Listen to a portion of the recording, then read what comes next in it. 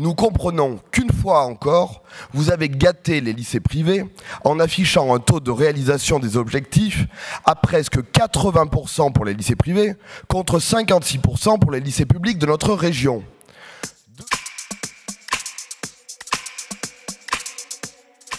Les mots ont un sens. La construction, l'entretien et le fonctionnement des lycées de notre région ne sont pas des efforts que vous réalisez et pour lesquels nous devrions vous remercier. C'est votre rôle. La région doit remplir les missions qui sont les siennes et particulièrement celle de défendre et développer le service public de l'éducation. Alors que vous aviez annoncé avec grand fracas un plan Marshall d'1,5 milliard d'euros pour le patrimoine régional que vous décriviez et que vous continuez à décrire comme un champ de ruines, vous n'avez aujourd'hui réalisé que la moitié de vos objectifs. À moins d'1 an et 4 mois de votre fin de mandat, 660 millions d'euros n'ont toujours pas été investis dans les lycées publics.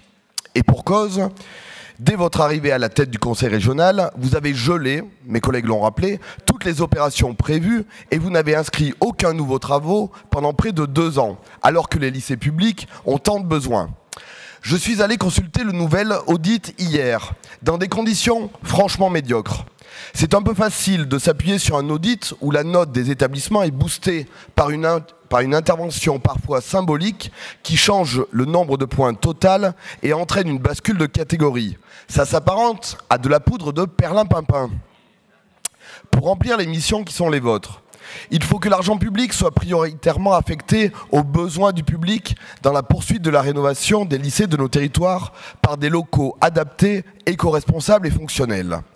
Or, à la lecture de ce rapport, nous comprenons qu'une fois encore, vous avez gâté les lycées privés en affichant un taux de réalisation des objectifs à presque 80% pour les lycées privés contre 56% pour les lycées publics de notre région.